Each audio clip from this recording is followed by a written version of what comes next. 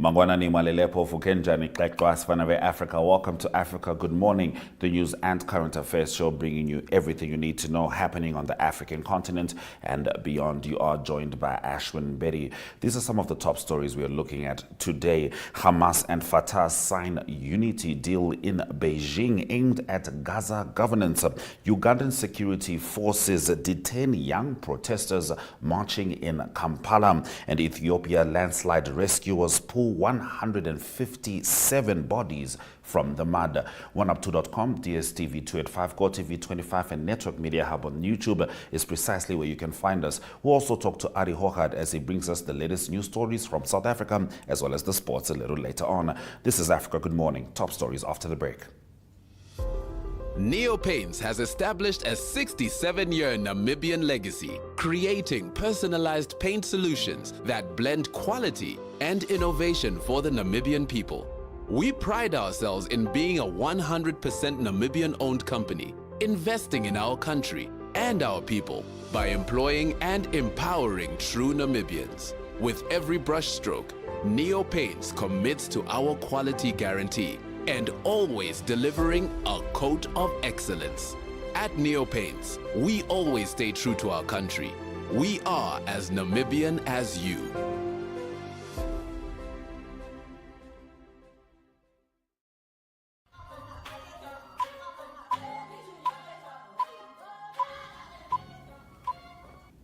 Palestinian factions have signed a national unity agreement aimed at maintaining Palestinian control over Gaza once Israel's war on the enclave concludes. The deal, finalized on Tuesday in China after 3 days of intensive talks, lays the groundwork for an interim national reconciliation government to rule post-war Gaza, said Chinese Foreign Minister Wang Yi. The agreement was signed by long-term rivals Hamas and Fatah, as well as 12 other Palestinian groups.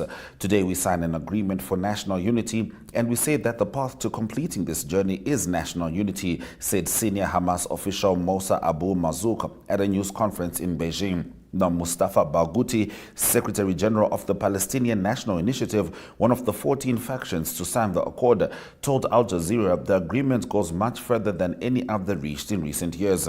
He said its four main elements are the establishment of an interim national unity government, the formation of unified Palestinian leadership ahead of future elections, and free election of a new Palestinian National Council, and a general declaration of unity in the face of ongoing Israeli attacks.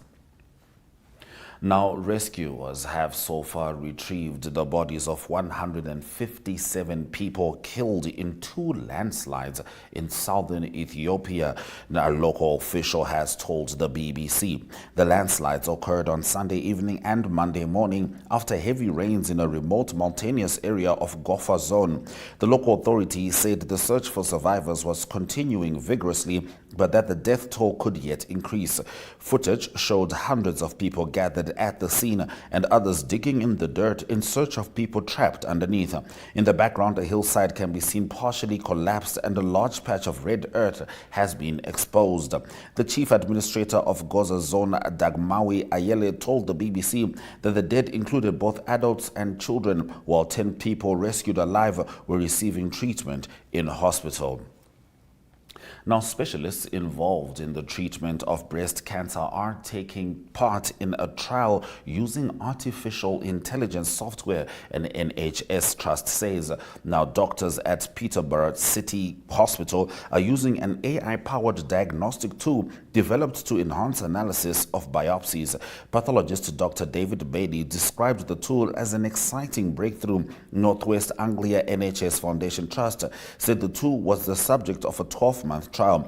The innovative AI-powered diagnostic tool developed by Ibex Medical Analytics is the subject of a 12-month trial funded by the National Institute for Health and Care Research, a Northwest Anglia NHS Foundation Trust spokeswoman said. Now, the tool aims to support pathologists by enhancing the accuracy of reporting and improving efficiency in terms of the time it takes to review and report each biopsy to either confirm or exclude the presence of breast cancer, Dr. Bailey added.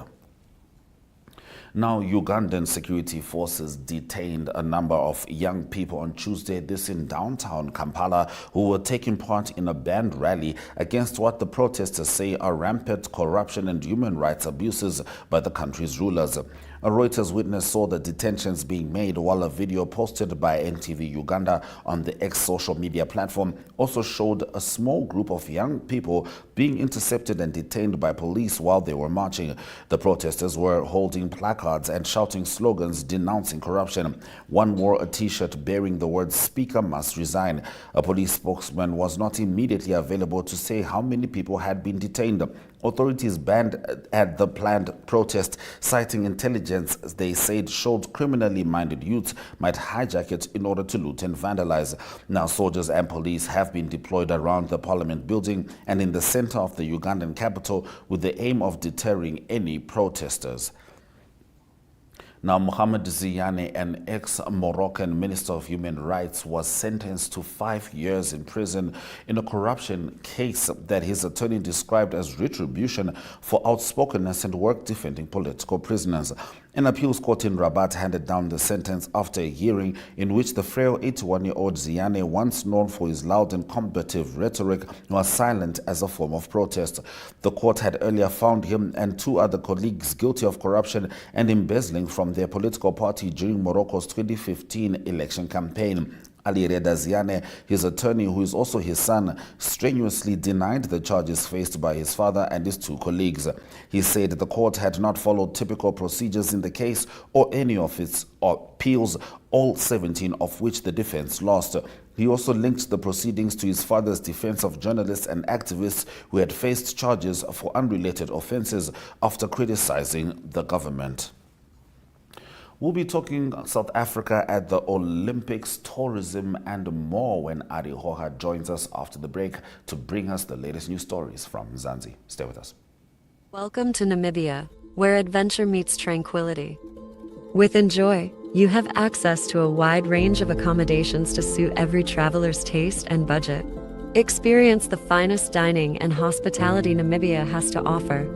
Booking your dream accommodation is just a few clicks away with Enjoy. Join thousands of happy travelers who have trusted Enjoy for their Namibian getaway. Your gateway to unforgettable Namibian adventures.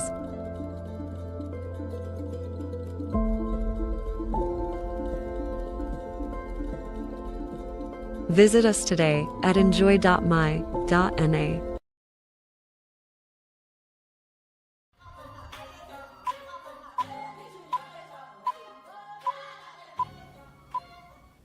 All right, it's time to talk to Ari Hochad in South Africa. Good morning, Ari. How are you? Yes, a very good morning, Ashwin. Yes, nice to talk to you. It's still cold in Cape Town, rainy, but it's all good. We enjoy the Wednesday. All right, indeed. So South Africa begins its campaign today with the 7th rugby at the Olympics, where the country is well represented. Tell us more, Ari. Always a global highlight, and South Africa well represented, 149 athletes. So it's across quite a few different team sports and individual sports. And that's Paris. That's where the action is going to be. It was Rugby World Cup last year. Now it's time for the Paris Olympics.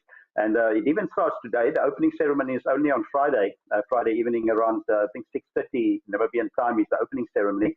But there's already today some action. It must be strange for some of the athletes already competing without an opening ceremony, but that is firstly Akani Simbine. He's one of the sprinters. He's a 100-meter sprinter for South Africa. He's trying to get a medal. Tough to win the 100 meters at the Olympics, but hopefully he can get in the 1-3. You never know. He can maybe surprise as well. And that is Tatiana Smith. She was Tatiana Schumacher. That's her winning in Tokyo. That was the silver she won in breaststroke. She'll be in Paris again, one of the favorites. In her, obviously in the breaststroke as well, to get a medal for South Africa. South Africa always very competitive in swimming, and hopefully she will be successful again. The rugby starts today. That's the 7th rugby day, playing before the opening ceremony. So that's a big one for South Africa. The men's sevens team play against Ireland. That is later today, 5:30, and then 9:30 this evening against New Zealand. So a very tough draw that they have. That is the 7th team of South Africa. There's a good story as well. Boipale, and she was just 15 years old in Japan when she went for street skating. So that is very interesting. It is there. She is. It's a women's street skateboarding.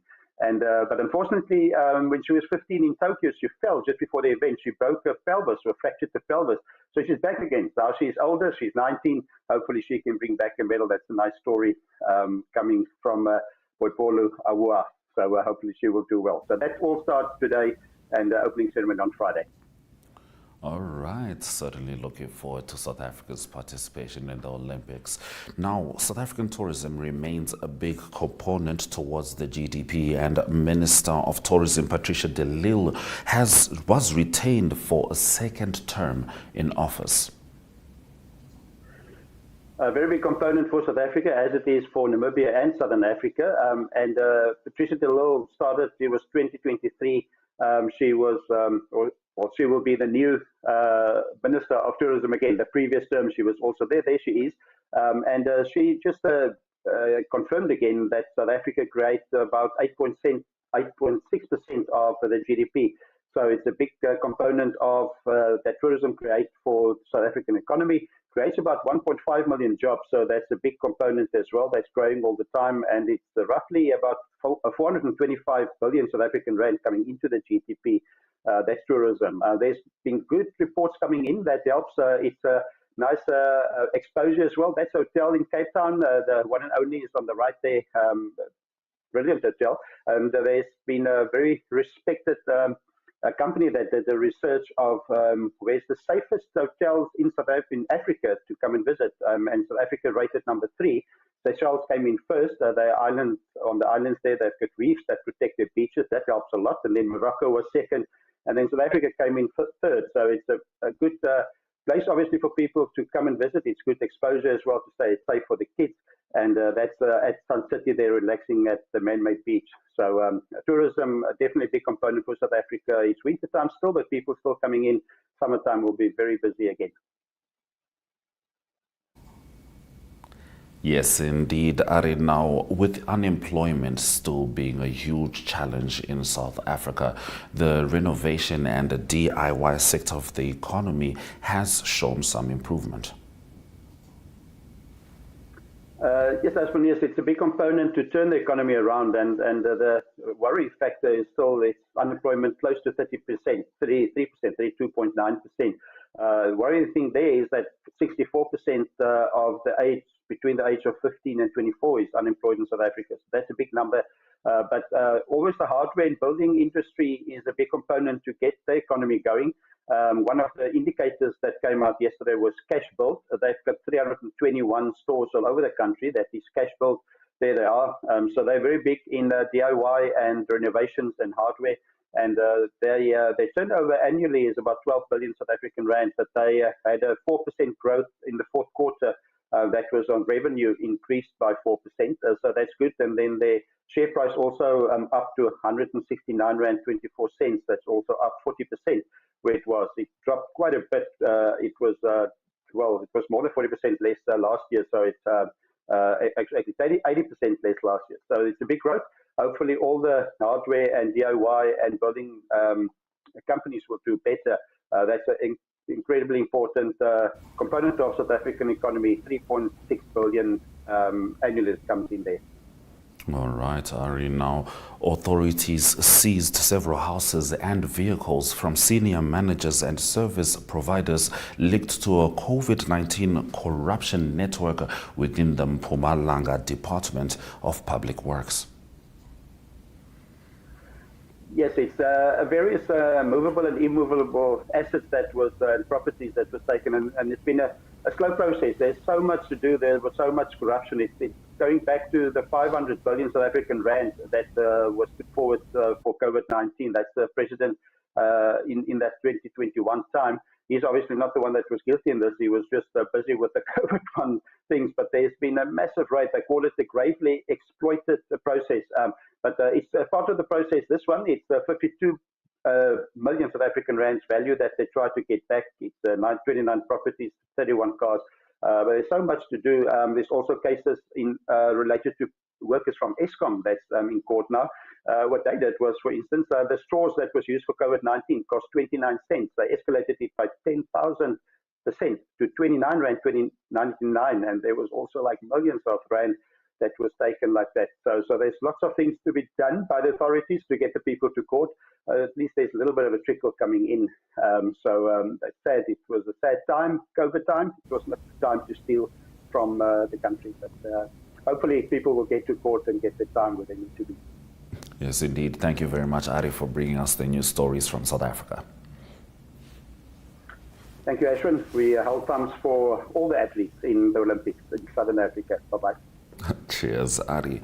Now, drought is wreaking havoc in Morocco's cereal harvest. We're going to be talking about that when we head into economic news stories. But first, let's have a look at the weather predictions.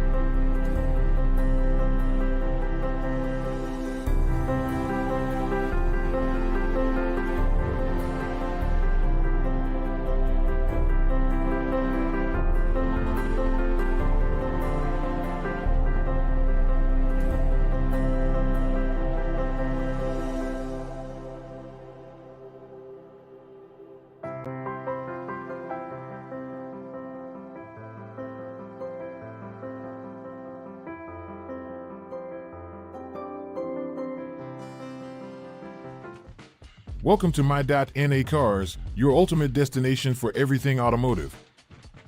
I am your host, Diana Master. Teamwork makes the dream work, right? Discover the latest models, innovative technologies, and expert insights from our passionate hosts. Learn essential maintenance tips and get exclusive behind-the-scenes access to the automotive industry. Don't miss My.NA Cars on NTV every Thursday at 2100 hours. Tune in and ignite your passion for automobiles.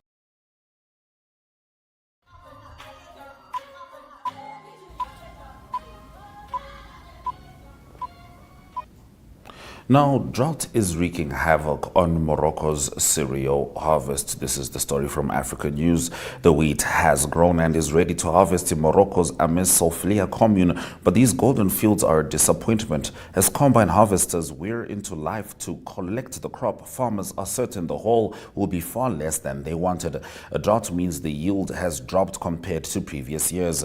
In the past, we used to have a bounty lot of wheat, but during the last 7 or 8 years, the harvest has been very low because of the drought. This year the harvest is much lower than last year. Last year was okay, but this year the harvest is very low, says Al-Hosni Belhusuni, who runs a small farm. Now, in some regions, the water shortage has been so severe that farmers have not even bothered cultivating their lands. Kenitra province has been spared the worst of the conditions, so farmers have continued to grow wheat, but it's becoming less and less viable. Now, the International Monetary Fund has advocated reducing the high reserve ratios that the Bank of Mozambique requires from commercial banks in the country in order to boost the economy, advising that this measure be replaced by alternatives to absorb excess liquidity and for the remuneration of the economy. Reducing high reserve requirements is essential to ease financial conditions. Although the Mozambican financial system has a structural liquidity surplus, significant increases in required reserves in 2023 may have been greater than necessary to absorb excess liquidity, reads the IMF report on the fourth evaluation of the Extended Credit Facility Program concluded this month. Now, mandatory reserves made by Mozambican banks fell in May to 251,192 million meticais, according to the central bank data, as reported earlier this month by Lusa. According to a statistical report from the Bank of Mozambique, the volume of these reserves compares with the record of 255,158 million meticais in March, which fell in April to 254,290 million meticais. All right, let's have a look at the economic indicators just before Ari swings back with the sport.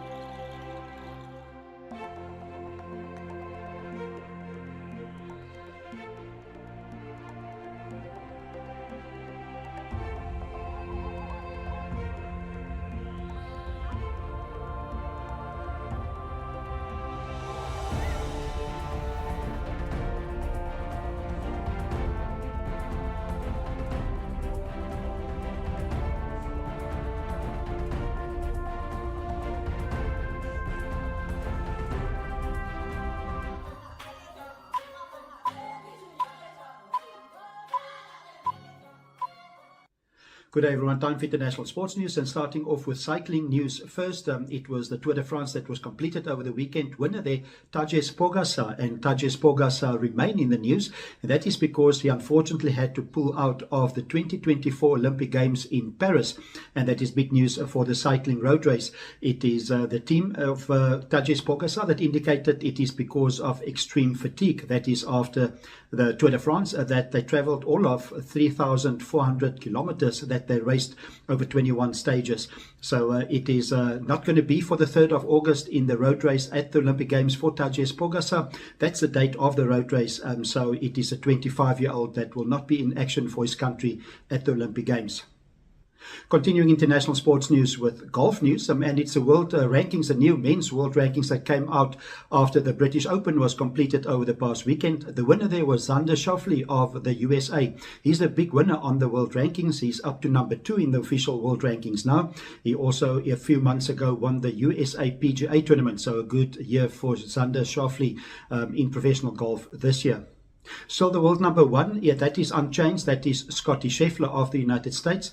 The new number 3 is now Rory McIlroy. It was Rory McIlroy that was number 2 before the start of the British Open. Number 4 is Ludwig Aberg. He is from Sweden. The best player from the Live Golf Breakaway League is Bryson DeChambeau, and he's number 9 in the world. With Southern African interest, the best placed South African golfer is Tristan Lawrence. He was 4th in the British Open. He's up 27 places on the world rankings now. He's up from number 98 to number 78 currently. And the best South African best placed one on the world rankings at the moment is Christian Besaidnout. He's number 46 in the world.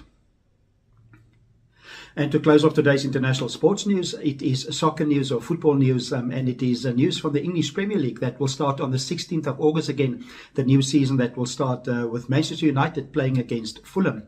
News from Manchester United is that they required the services of Lenny Yoro, and he's a highly rated player from Lille that they signed on a 5-year deal. He's a centre-back, and he will join Manchester United on a 5-year deal with $54 million. Also, it is Arsenal that got a new player or trying to sign a new player. That's not confirmed yet, but they look set to strengthen their defence, and they're looking to get the Italian defender. His name is Riccardo Calafiori, and they want to get him from Bologna. He's 22 years old, and he's apparently valued at about $25 million. It is Arsenal that play their first game. That is against Wolverhampton, and that will be on the 17th of August. That's international news for today. Hope you have a great sport day, and we talk international sport again tomorrow. Goodbye.